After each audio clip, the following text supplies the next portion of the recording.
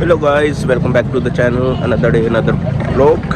Day तो another नहीं है, डे सेम है। तो जैसा कि आप ऑलरेडी जानते हैं कि मैं प्रयागराज आया हूँ महाकुंभ के मेले में। और अभी मैंने थोड़ी देर रेस्ट करा था और अब मैं जा रहा हूँ बड़े हनुमान मंदिर। वहाँ पे दर्शन करके फिर मेले की तरफ जाएंगे। देखते हैं मेले में क्या चल रहा है। बाकी भाई श्रद्धालुओं का आना जाना लगा ही हुआ है। और इस टाइम और ज़्यादा भीड़ बढ़ गई है और ज़्यादा रश हो गया है, पर रौनक लगी हुई है पूरी अच्छी तरीके से। थोड़ी सी भूख भी लग रही है, तो वो एक बार मत्था टेकने के बाद फिर आगे देखते हैं।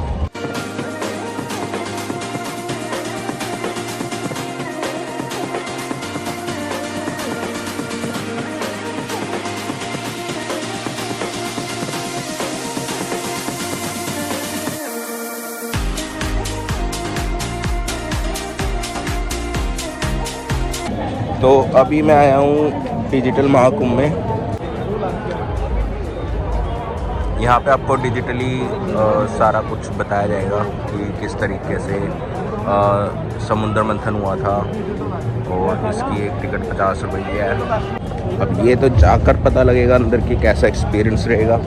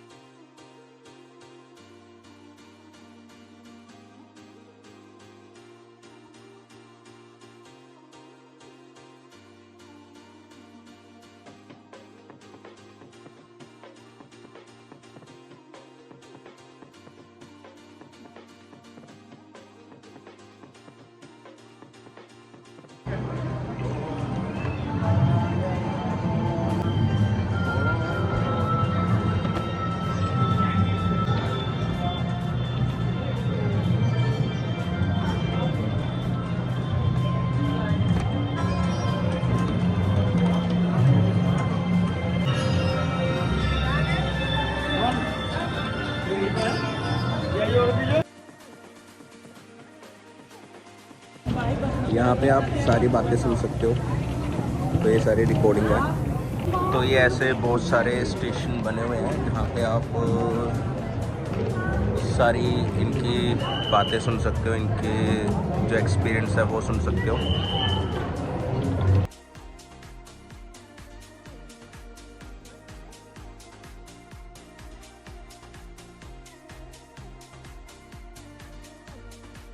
तो ये था यहाँ का डिजिटल एक्सपीरियंस जिसमें आपको सारी स्टोरी सुनाई गई थी। जैसा कि मैंने आपको पिछले ब्लॉग में बताया था कि जो समुद्र मंथन हुआ था, जब विष्णु जी के पास सारे देव गए थे कि ऐसे ऐसे जो हमारी शक्ति है वो कम पड़ती जा रही है और जो असुर हैं उन्होंने अपना जो प्रकोप है वो ज़्यादा बढ़ाना शुरू कर दिया है। तो उसका जब समुद्र मंथन करा गया था तो समुद्र मंथन में से 14 रत्न निकले थे, जिसमें जो सबसे पहला रत्न था वो था विष, जिसको हम जहर बोलते हैं, और गाय निकली थी। उसके बाद जो लक्ष्मी माता हैं वो भी समुद्र मंथन से ही निकले थे, जिन्होंने विष्णु जी को खुद अपनाया था। बाकी सारी जो रत्न थे वो सबने अपने अपने तरीके से अपने पास रखे थे, पर जो लक्ष्मी माता थी उन्होंने खुद ही विष्णु जी को अपनाया था। और जब विष निकला था तो ऐसा था कि बहुत ज़्यादा उसमें से आग निकल रही थी, ज्वाला निकल रही थी। तो शिव जी ने उस विष को पिया।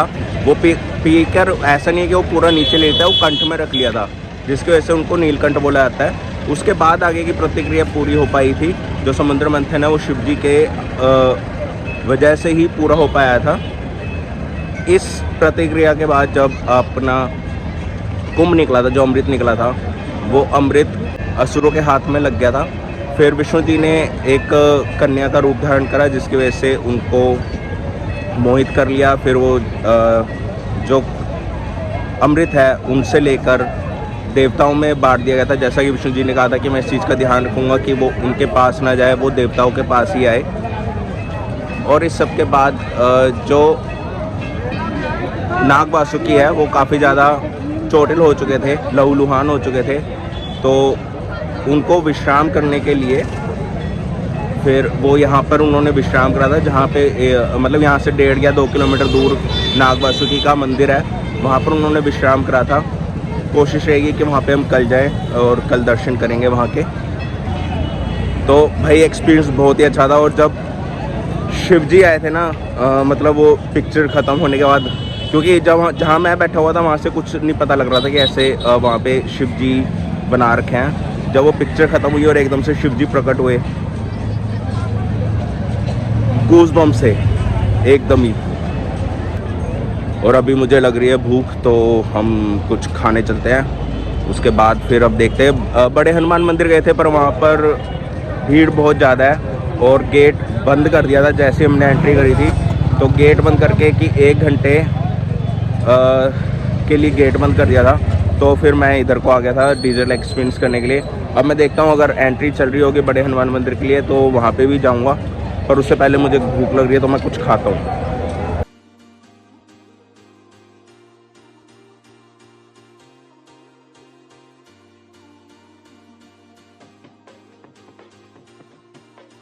और इसी के साथ अभी हमें मिल गए IIT बाबा।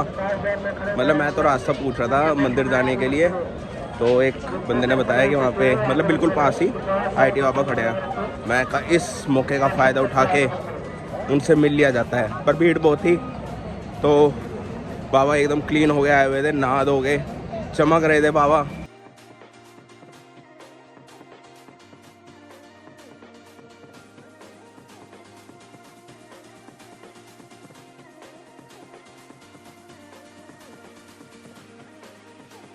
दोस्तों तो अभी सुबह हो चुकी है।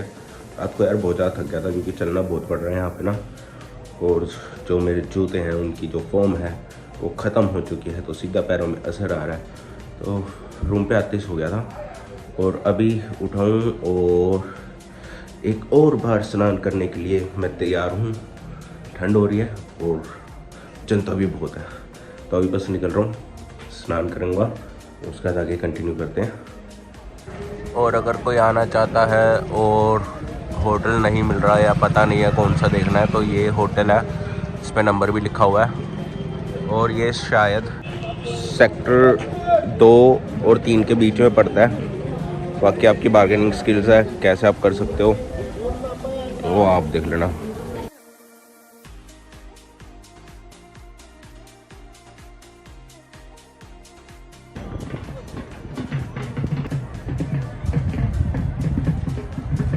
अच्छापन होना चाहिए। श्री रामचंद्र जी की दास के हृदय की स्थिति जानकर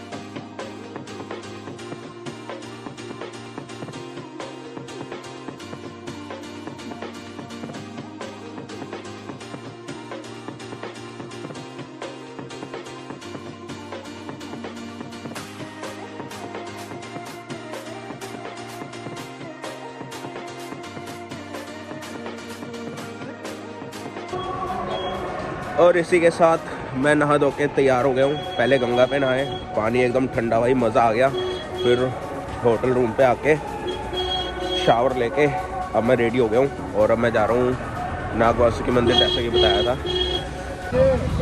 और अभी बस ये देखना है कि रिक्शा लिया जाए या पैदल जाया जाए, क्योंकि आइडिया नहीं है कि वहाँ तक रिक्शा जाएगा या नहीं जाएगा। तो एक बार पूछते हैं। और ठंड लग रही है यार यहाँ पे। अब कल ठंड नहीं थी पर आज है ठंड।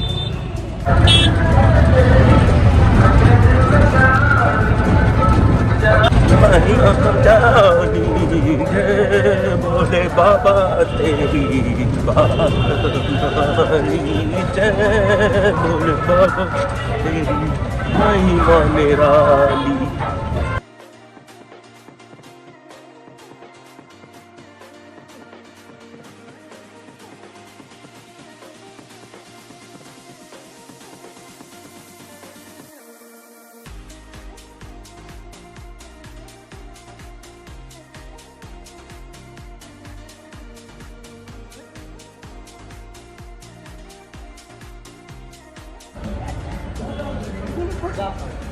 और ये है नागवासुकी मंदिर, वो शिव जी का मंदिर है।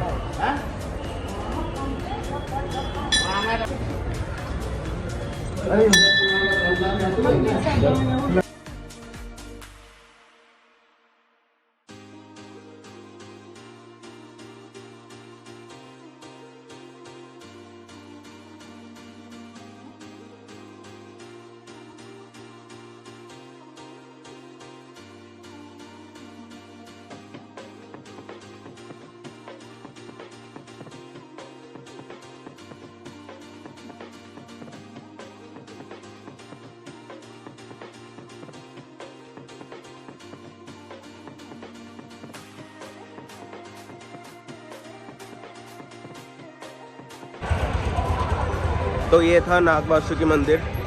यहाँ पर ही जो वासुकी जी थे उन्होंने विश्राम करा था समुद्र मंथन के बाद, क्योंकि वो बहुत ज़्यादा चोटिल हो गए थे। और बहुत ही प्यारा सा मंदिर बनाया हुआ है और प्राचीन मंदिर है।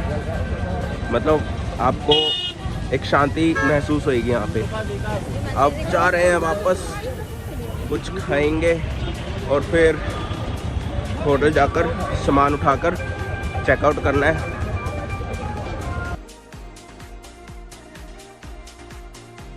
ये है मेरी आज की diet. Good carbs, fats, sugar, poha, kachori और चाय। भूख लग रही है बहुत बढ़िया। इसी के साथ वक्त आ गया है, होटल से कर दिया चेकआउट। और प्रॉब्लम ये हुई है कि वापसी की ट्रेन हो गई है कैंसिल। और कितने पे? 1 नंबर की वेट लिस्टिंग पे ट्रेन कैंसिल हो गई, मतलब मेरी टिकट कंफर्म नहीं हुई है। तो मेरा IRCTC के साथ चल रहा है 1 का आंकड़ा। देखना पड़ेगा भाई, संभालना पड़ेगा इनको। अब उसका हो गया दिमाग ख़राब।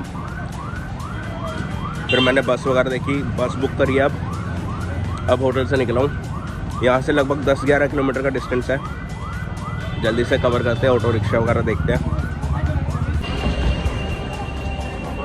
तो वही अभी ई रिक्शा वालों ने हवा टाइट कर दिया है। तो अभी मेरे को जहाँ जाना है बस पकड़ने के लिए, वो यहाँ से 10 या 11 किलोमीटर के डिस्टेंस पे है।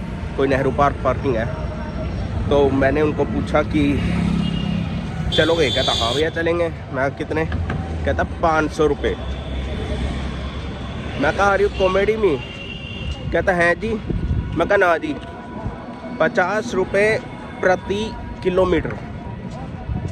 मैं कहा नहीं भाई, इतने में तो यार वोल्वो पकड़ के दिल्ली से चंडीगढ़ पहुंच जाते हैं। तो मैं कहा यार अभी टाइम बहुत है, पैदल पैदल चलते हैं, क्योंकि 4:30 बजे की बस है और अभी टाइम मेरे ख्याल से 12:30-1 बज रहे हैं। तो ऑलमोस्ट आधे घंटे का वॉकिंग डिस्टेंस या 1 घंटे का डिस्टेंस रहेगा। रुक आके भी चलूँगा। तो मैं कहा पैदल चलते हैं, पैसे बचाएंगे, अब गरीब हो गया हूँ मैं। तो करंट अपडेट ये है कि अभी तक मैं ऑलमोस्ट 5 किलोमीटर चल चुका हूँ और 6 किलोमीटर का डिस्टेंस हो रहा है। और इसलिए मैं अभी थोड़ा सा रेस्ट करने के लिए बैठा हूँ और इसके बाद फिर आगे कंटिन्यू करेंगे। बढ़िया है, मज़ा आ रहा है ऐसे पैदल चलने में भी। और अभी जिस एरिया पे मैं हूँ ये थोड़ा यहाँ का पॉश एरिया लग रहा है मुझे। मोस्टली यहाँ डॉक्टर्स या एडवोकेट्स वगैरह ही हैं। ये कुछ इंडियन प्रेस चौराहा करके है ये। तो यहाँ का एरिया थोड़ा सा पॉश है।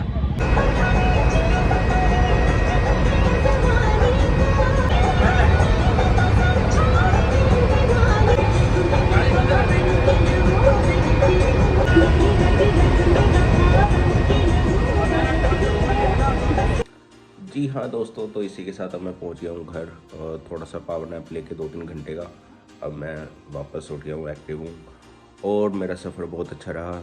और इस पूरे सफ़र में देखो यार, कुछ मतलब पॉजिटिव चीज़ें थी, कुछ नेगेटिव चीज़ें थी। पहले नेगेटिव चीज़ें कवर कर लेते हैं।